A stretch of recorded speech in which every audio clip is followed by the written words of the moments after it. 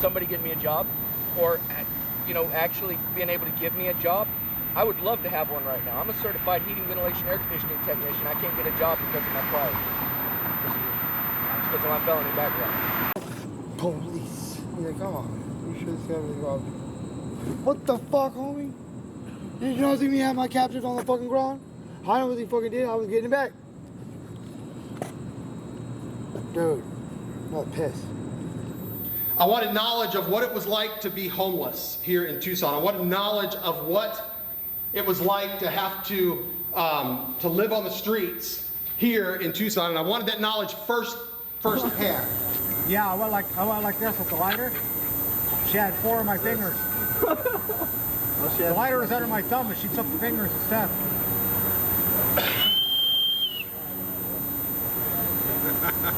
Konnichiwa! Konnichiwa! Little bird.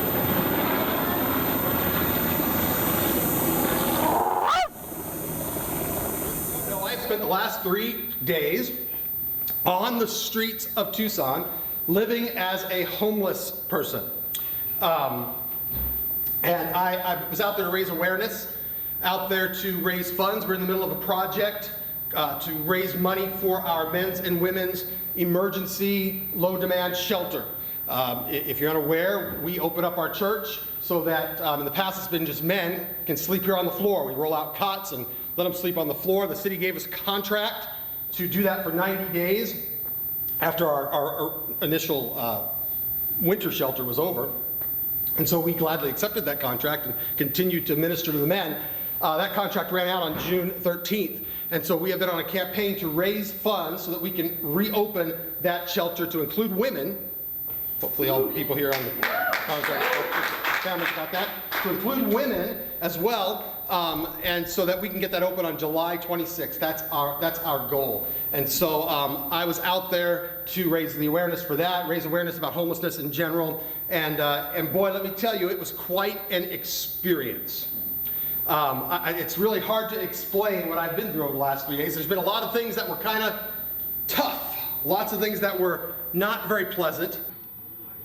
Who is that? Who's fighting? What's he hitting? Voodoo! Back the fuck off, Voodoo! You don't want to fuck with me, Voodoo! Get him up! Back him up! Back up, James! Fuck Voodoo! Voodoo! What's wrong with you, motherfucker? Get the fuck away from me! Get away from me! No, he wanted to start shooting. Yeah, get away from him now. No, he wanted to start I shooting. don't care. Well, you finished it, right? Yeah, You're the badass. You're the badass. Well, walk away, badass. Walk away, badass. That's what I'm doing now. Okay. You get the fuck away from me. You're lucky I don't stalk you. Hey. Fucking bitch. No. You're a bitch. You're a fucking bitch. Call me a fucking bitch. Call me a bitch in my fucking face. Fuck you, cunt. Fuck you, cunt. You're a bitch. Can't do shit, huh, bitch? Well, I can do shit. Square up. Square up I just with me. did what you meant. Square up with me. I don't hit females. Square up with me. I'm not a female. I'm a bitch, remember? Remember, I'm a bitch. I'm a bitch, remember? I just fucking did. I'm a bitch. No. No. I didn't suck it. I'm a bitch. You got in my face. Get the fuck I out pushed here. you the fuck Go. out of my face. He got you. Fuck you. You're lucky I don't call the cops. I got the shit on camera, bitch. Huh, See? bitch? Snitch. Yeah, I'm not a snitch. Hey, everybody. Clean up James our snitch. Hey, everybody. Voodoo's a bitch. Hey, that's why I just whooped his ass, right? Square up with me. I don't hit females. I'm a bitch, remember? You called me. You'll slap a bitch, right? Yeah. If she comes Who's in the on me fucking first, bitch now? She hits me on. Who's the bitch She hits me now? first. I really was searching for knowledge. I wanted knowledge of what it was like to have to find some place to sleep without getting arrested, without getting beat up, without getting my stuff stolen. I wanted to get knowledge about what it was like to have to find a place to use the restroom without doing something in public that I wasn't supposed to do. Do you know what I'm talking about? Well, we made it to Circle K. Yes, we did. I-10 and Broadway. Got to use the bathroom, which was very important. Yes. Pastor Dave. Pastor Dave. Not just Pastor Dave, all of us. Yeah.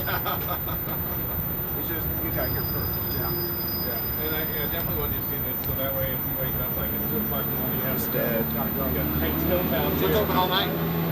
Yeah, 24 hours. So they are open all night. Oh, that's good to know.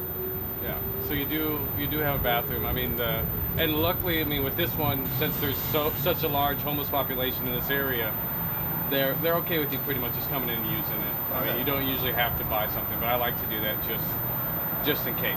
Like, I don't want to get kicked out because you don't buy something. Because every business downtown has the policy that the bathrooms are for customers only. Right.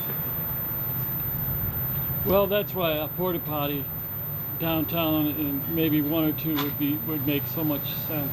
And not just for the homeless population. I mean, just even for the people that come down here and want to be patrons to the downtown area. I mean, after you step out of the club and you're walking, a few blocks to your car, it'd be nice to have a bathroom, not have to hightail back into the club to be able to use the bathroom.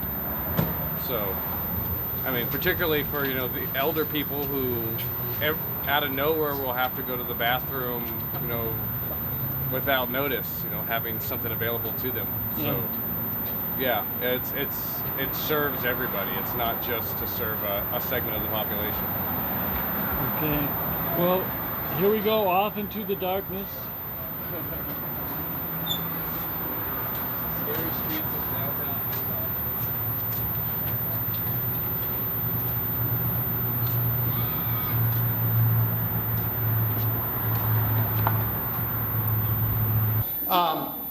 I wanted first-hand knowledge of what it was going to be like to find food on days when there really isn't anybody like CCA serving meals. I got $6 a day, which is about the equivalent of the food stamps that guys get to eat. And then we had to walk all over the place to try to find our different meals for the day. And I wanted to find out firsthand knowledge of what that was like.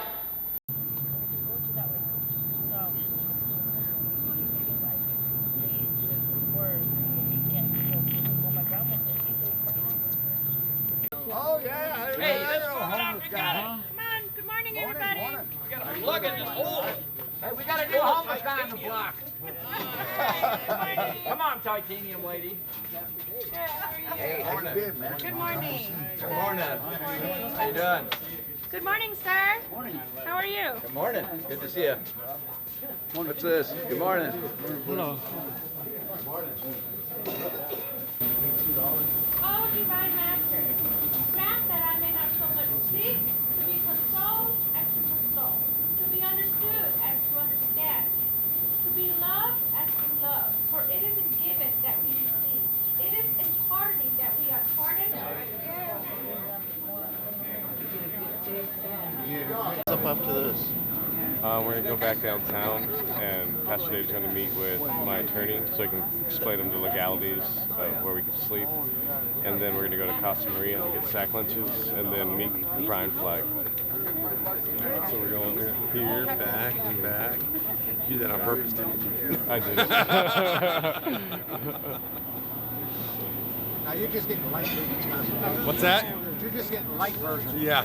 Lucky we don't have to walk across town back and forth.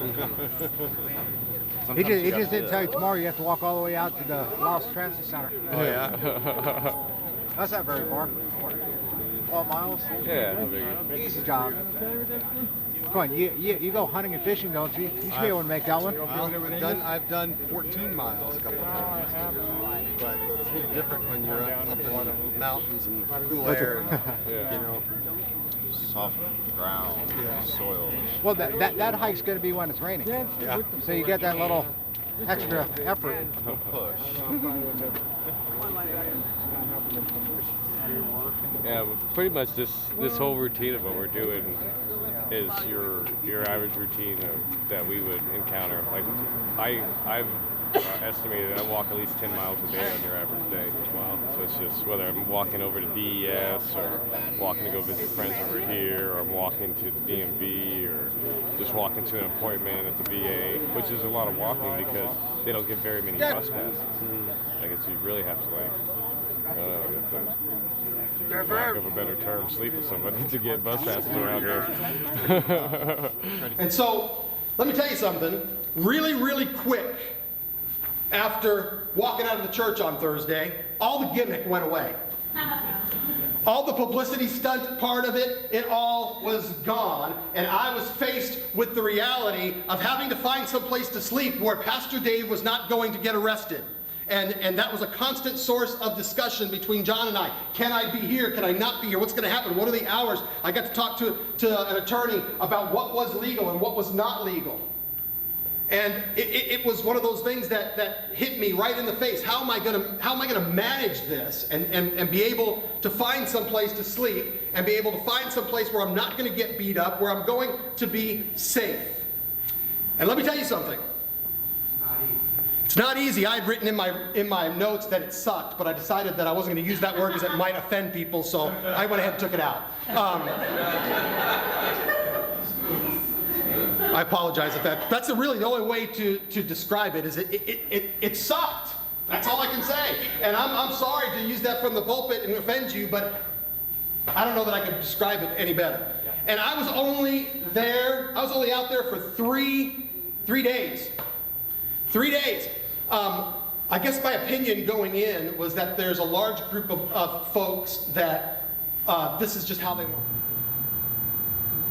Got caught again. Huh? You don't like getting caught, do you? Red-handed, huh?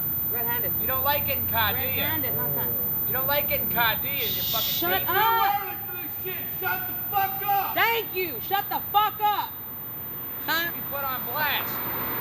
Whatever. Nobody wants to wear your smelly ass wannabe fucking man wearing Really? fucking cologne. That's twice now. Hey, can I buy one of those from you before I hit him in the face? Let me tell you something. After 3 days, I just experienced, I don't think there's anybody that would choose to do this permanently. And I had built-in advantages, okay? I went into this healthy. I went into this well-fed, a little too well-fed. I went into this showered on Thursday. Anyway, I was showered.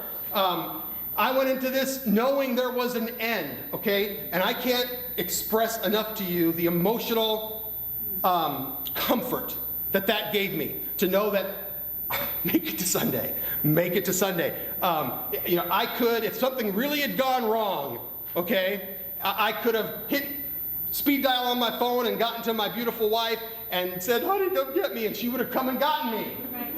I could have tapped out. Have you ever watched TV like a Survivor show or like, what's it called, UFC, they could tap out. I could have tapped out. The men and women out on the street, they can't tap out. They can't tap out. It's not fair. Why they keep putting people out on the street that don't need to be out on the street? They close things down. Where the people gonna go? They ain't got nowhere else for them to go, so they're gonna be on the street. Yeah. So we here, me and a couple other friends of mine right now, we're here to make sure that nothing happens. Yeah, I like the crew you got. I'm happy. I'm so happy. You know what I'm saying? I miss you like, dude. Right on, dog. A couple times I wanted to leave, but go back to work, do a day labor, whatever I can do. But some just said there's more important things than there's always going to be time for you to make money. Right now, And you know why? I've been, the reason I've been out here for 3 years. So I'm just going to go ahead and I'm going to do what I can. But eventually I might have to go do something because my penny bank is getting bigger, but my pocket is getting smaller. Because I pick up pennies, man, just keep saving them up until I get like a half a bag. Then I take them to Coinstar, turn them in. And then I'm killing two birds with one stone because part of that money goes to charity, and then I'm getting my money too. You know what I'm saying? So I was trying to, right now I'm not speaking about mother, but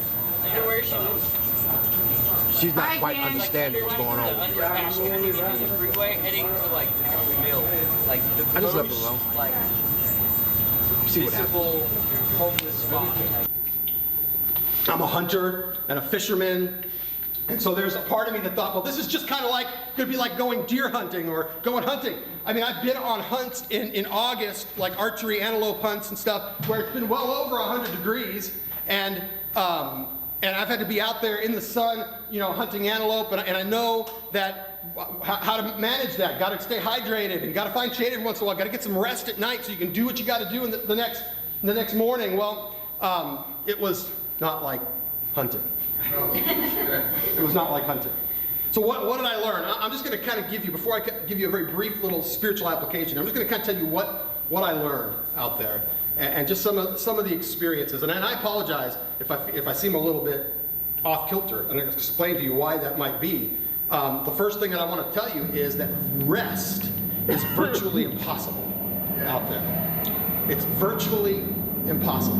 And I suspected it coming in, but it's a much more enormous issue than I ever could have possibly have thought. Considering the heat, considering the amount of miles that people walk. Now, I think Jon McLane had it in his mind that he was going to kill me, I think. But we walked on Friday, we estimated about 12 miles, and that's on Friday, excuse me, we walked 12 miles. That's a minimal, I think it was more than that, but 12 miles was pretty safe. We walked about 8 yesterday, and just today, probably 3, just to get over here, 3, maybe even more than that. And it was grueling, and to be able to do that, I knew I was going to need my rest. And let me tell you, it was impossible to come by. I think maybe you could get used to sleeping on a sidewalk, the hardness of the sidewalk, possibly you could get used to that. But you never get used to laying there downtown and people driving by and honking intentionally to wake you up. Okay? You never get used to the people that drive by and shout obscenities at you. It was a constant thing. Now, beyond that, I gotta tell you, I think I heard the F-bomb more over the last 3 days than I've heard in my entire life, okay? But people driving by just saying things to you. People driving by yelling at Pastor Dave, "Get a job!" And I'd be like, "This is my job."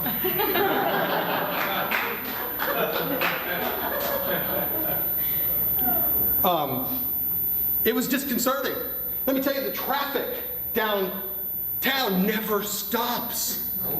Man, it's crazy. I would just get to the point where I could sleep, and then there'd be some motorcycle drive by, and I'd be like, "Whoa, what was that? Oh gosh!"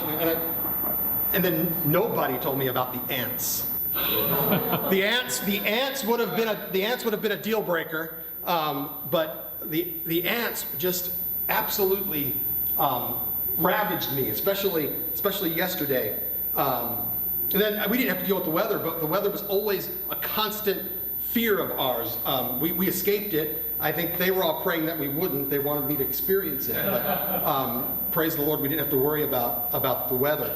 But it really reiterated the point that if I, Pastor Dave, can give somebody a decent chance at some rest, if I can give somebody a chance at a decent night's sleep, I would be giving them an advantage that could possibly help them get out of their situation. And that's really what the emergency shelter is about. That's what